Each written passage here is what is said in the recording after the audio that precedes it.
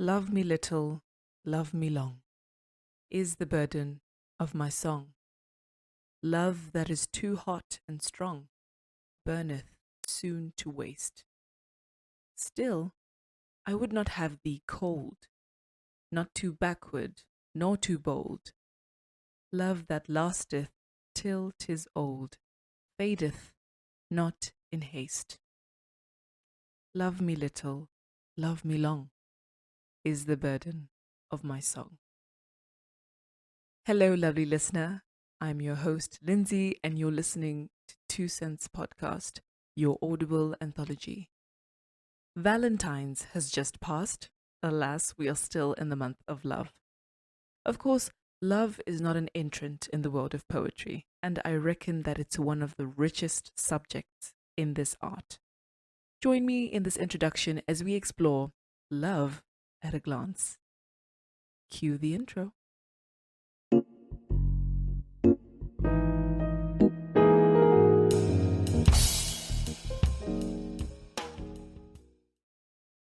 I began planning this episode with the question of what love is in mind.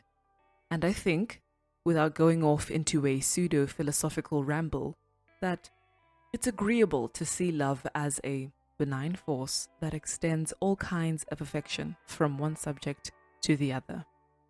Of course, it has a way of being complex in our world of variety, but for one, it is evolving, and love poems throughout the ages have shown how we've expressed our approach to love and our expression of it. In the poems to follow, I hope to distinguish these differences and changes. So, history can be divided into eras, periods of time characterized by ways of living or significant events. The scope of eras I'll be delving into are the medieval era, the early modern era, the modern era, and the contemporary era. I'll begin by elaborating on the era by talking about each one's norms, values, and culture to also give you an idea of what romance was probably like. And we begin in the medieval era, also known as the Middle Ages. It began in the 5th century and ended in the 15th century. The medieval era is further divided into early, high, and late periods. The early period was characterized by mass immigration and the dissolution of the Byzantine era in North Africa and the Middle East. The high medieval period was the crowning era, which saw favorable climates and great harvest. Scholasticism was embraced and universities were coming about. This period saw the intellectual breakthroughs from Thomas Aquinas in theology, Giotto in painting, and Dante in poetry. This summit descended into the late period and was scathed by the Black Death, Ringa Rosies, which claimed about a third of the European population, followed by a whole lot of conflict in the Catholic Church and much civil conflict. The poem selected was written during the High Medieval period in 1340. The population in Europe was then around 80 million people. Many people lived in the countryside and would rent farmland from their overlords. Feudalism was the name of the game, where the monarch owned all the land and would give some to nobility, which were the knights and the clergy. This created two classes in the society, the feudal class and the peasantry. With regards to the culture at the time, most of Europe was being Christianized because in the early medieval period, the Crusades took place. However, in the High period, there was a rise in Islam and more Jews coming to Europe. The view of women being subordinates to men was well intact, and we'll see as we go on that this stance was held for a very long time. Written anonymously is a profession of love from a man to his dear Alison. It was written in Middle English that is said to have been a mixture of French and Latin. I tried reading it, but it sounds like there's German in it, so I will read you a translated version. If you'd like to decipher the original, I will leave a link. Good luck. This is Alison, written by an anonymous poet. Between March and April, when the blossom begins to appear, the small birds take pleasure in singing in their language. I live in love longing for the fairest of all things. She is able to bring me bliss. I am in her power. A lovely chance I have received. I know it is sent to me from heaven. From all women my love is removed and alights on Alison. In her color, her hair is sufficiently fair. Her eyebrows are brown, her eyes are black. With a pleasant expression, she smiled at me. With a slender and well-formed waist, unless she wishes to take me to herself as her own mate, I will give up living a long time and fall down dead. A lovely chance. At night, when I turn and stay awake, as a result, my cheeks turn pale. Lady, for all your sake, desire has come upon me. In all the world, there isn't so clever a man that is able to recount all her excellence. Her neck is whiter than the swan's, and she is the fairest maid in town. A lovely chance. I'm completely worn out from staying awake, weary as water in a ware, lest anyone takes away from me my beloved, from whom I've yearned for a long time. It is better to suffer sorely for a time than to mourn forever after. Fairest under a skirt, listen to my song. A lovely chance. Oh my, the speaker certainly has it bad for Alison. In terms of structure and rhyme, this poem has a very zestful rhyme scheme. In the original, 3 to 4 lines rhyme consecutively, and then they're disturbed by an ill-matching line that is followed by another three lines that rhyme. To encourage what I'm trying to describe, the rhyme scheme would be AAAB, CCCD. I hope that makes sense.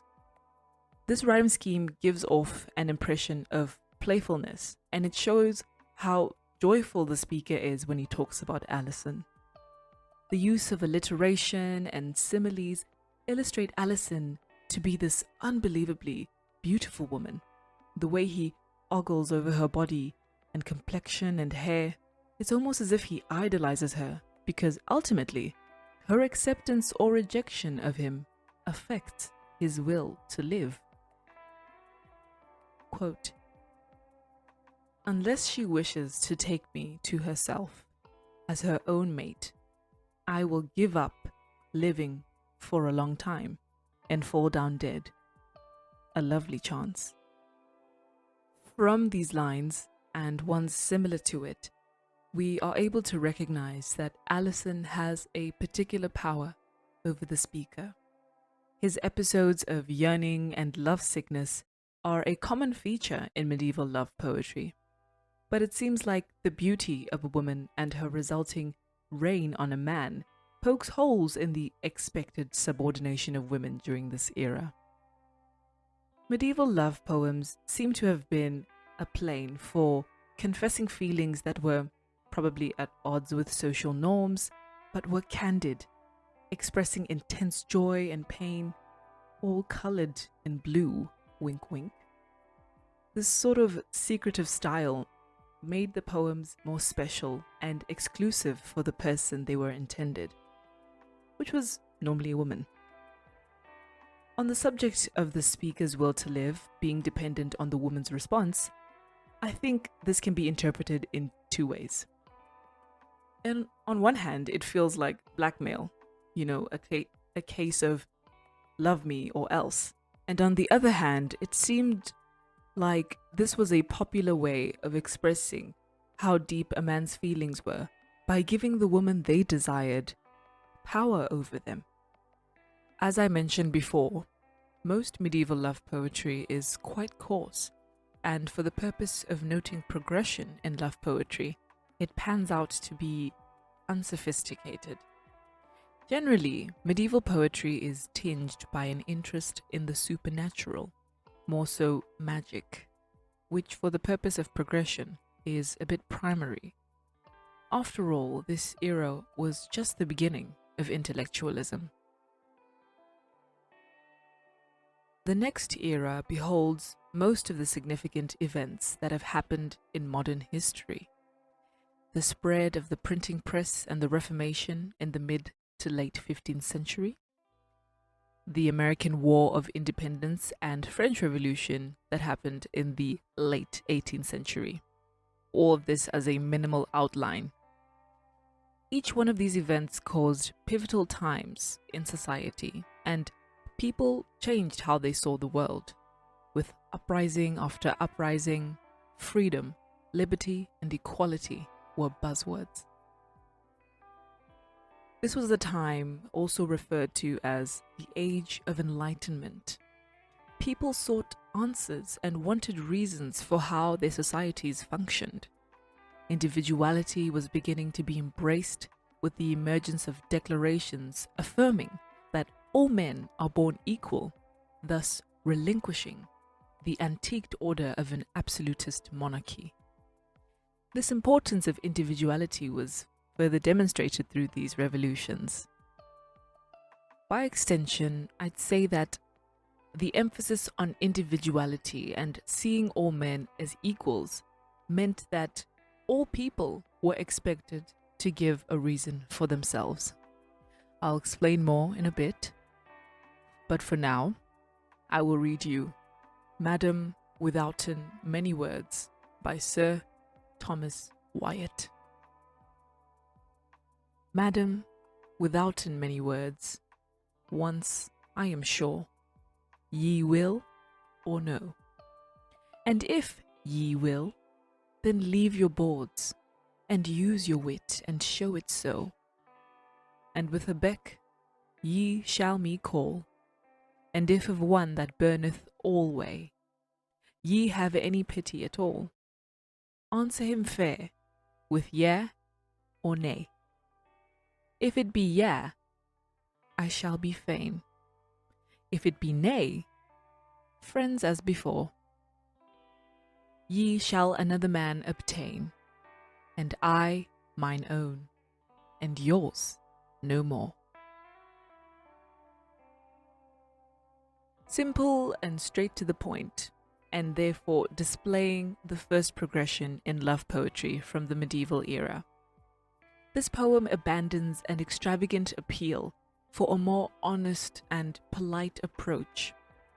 The speaker asks the madam to say without many words if she agrees or disagrees to an advancement or even a confirmation of their relationship.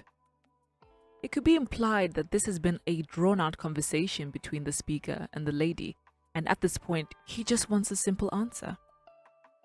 Unlike mournful poems that go on and on describing the anguish that the hurt lover is going through, the speaker calls the lady out for her tricks, telling her, "And if ye will, then leave your boards."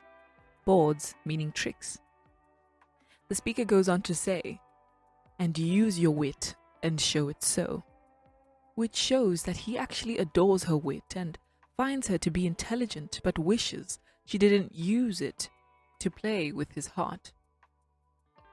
In the second stanza, the speaker refers to himself as the one that burneth alway, which could allude that he is burning or in pain over rejection or from being played.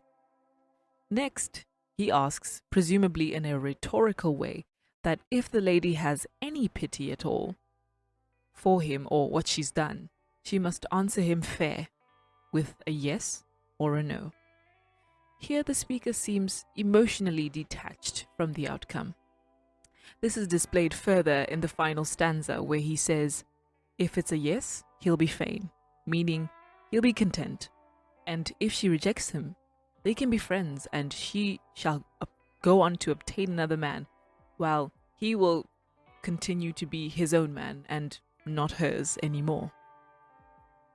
There's a subtle power in that, because he is emotionally detached from the outcomes, and his only priority is clarity, which means he will hardly bear any emotional scars from gaining or losing his love interest. A sensible demeanor and a request for clarity is what we find in this early modern poem. I mentioned something about a culture of reason, and this poem displays exactly that. It sheds light on how women were perceived during this time, even though they weren't encouraged to be witty or intelligent in an outspoken way. The speaker values this characteristic in his love interest and exercises it by reasoning with her. So that was the early modern era. Now we're moving on to the late modern era, when the Industrial Revolution took place in Europe that changed community and culture. The development of cities brought in men from rural areas, leaving women to tend to the homestead alone. Families became nuclear and a bit more dynamic, as some men would father families in both the rural and urbanized areas. In the early to mid 19th century, Romanticism had great influence on culture through literature and art. It embraced and accepted emotions, with many allusions and references to nature through vivid descriptions, and there was an element of the supernatural hinted at in most romantic works. After all, this was the age of discovery. The world and its possibilities seemed endless, which reminds me of a painting by Caspar David Friedrich titled "Wanderer Above the Sea of Fog." It displays a besuited young man standing on a cliff with his foot on a ledge in a domineering pose. He overlooks billowing clouds of fog that veil mountains in the distance. He is the focal point, a symbol of individuality. The view he looks onto could represent the limitlessness of possibility, all the opportunities that await one beyond the veiled mountains. Back to serenade you and possibly school you on how to write a great love poem is Percy Bysshe Shelley, whom I featured in the previous episode. His eloquent piece, titled Love's Philosophy, reads: The fountains mingle with the river, and the rivers with the ocean. The winds of heaven mix forever with a sweet emotion. Nothing in the world is single, all things by a law divine. In one spirit meet and mingle. Why not I with thine? See the mountains kiss high heaven, and the waves clasp one another. No sister flower would be forgiven if it disdained its brother. And the sunlight clasps the earth, and the moonbeams kiss the sea. What is all this sweet work worth, if thou kiss not me? To his love interest, the speaker makes it a point to show that everything on the earth is coupled by a divine law. It's fixed in the way that the elements correspond to each other. And from this harmony, the speaker asks his love why this pairing cannot be the same for them. The way that the speaker uses nature to make his desire known is very intelligent, because he makes such a compelling point. He looks unto nature in awe of its innate romance, and he insists, what is all this sweet work worth, if thou kiss not me? Quite a charming analogy. Completing our discourse is the contemporary era, which features the late 20th century and our present day. There are many events that have led to the perspectives we see in contemporary poetry. The influence of subcultures and contemporary philosophies like existentialism have allowed contemporary poetry to be more diverse in terms of subject matter and poetic techniques. 14 Love Songs by Elizabeth Jacobson was published in 2019, and it is the poem I will read to you.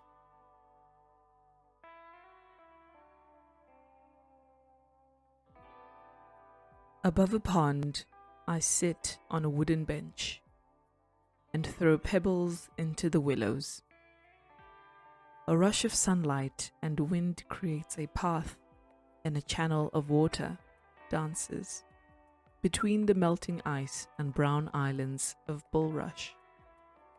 The resident osprey, its eyes the color of yellow grass, follows my tossing hand. Love is a diorama of inner life in an outer world. I look down and find a chunk of fossilized rock with an entire Paleozoic shell sticking out.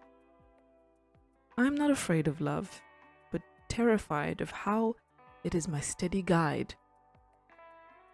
Once, when tired, I wandered off the trail and crawled under a tree to rest. I woke to a young brown bear licking my boot. Nothing had ever felt that good. When I say I love you, what I mean is, I wouldn't leave you. Even if love is not loved back, it doesn't go away, although it may become a black hole. Could this be what it's like for trees to lose the green from their leaves? At noon, the light shifts and the pond turns into a mosaic of opaque green ice. Orange carp rise in these cold, watery chambers to breathe at the surface. Always I am in love, face to face with the sun, face to face with the moon.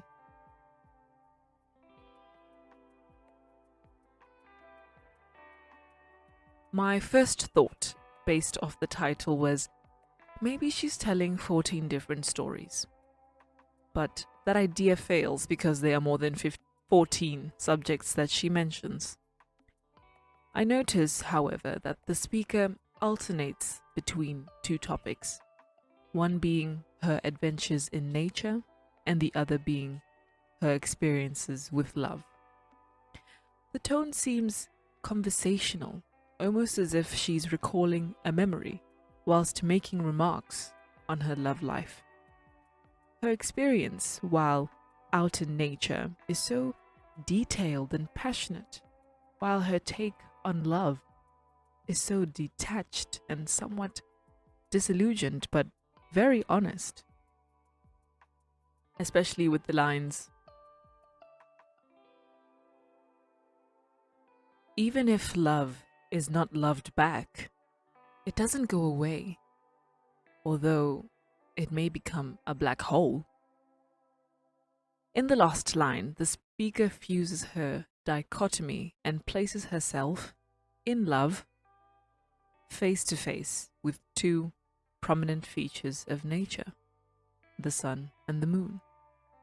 This makes me wonder, when the speaker says, "Always I am in love," does she mean that her love is not limited to human beings? After all, she ends up in such an intimate place facing the sun and the moon. But that's just my guess. Might I say, we've come a long way. We began at the crude jest of Alison to the gravity brought by Wyatt's Madam Without Many Words, and thereafter Shelley's flattering philosophy, and ended with Jacobson's multiple love songs. But this was merely love at a glance. Some things have stayed the same, like the potency of love or romantic feelings, in that They could drive a man to end his life if he was rejected in one case. It could also be compared to the harmony in nature and could even become a black hole. But expression has obviously changed. The dramatic life or death declarations moved on to be more sensible and approachable, then became witty and charming and full of personality, all the way to conversational and down to earth. Yet, I repeat, this is merely love at a glance. Thank you for listening. I appreciate you giving your time. If this is your first listen, I hope this was impressionable enough for you to join me again for another episode. If you're returning, your loyalty is unmatched and received with so much gratitude. As always, my email is open for any further discussion on a topic, episode suggestions, and even submissions. If you'd like more, you can check out the mini blog posts where I discuss episode cover art. Please give the YouTube channel a subscribe and the podcast's Instagram a follow, where I notify when a new episode is out. Till next time.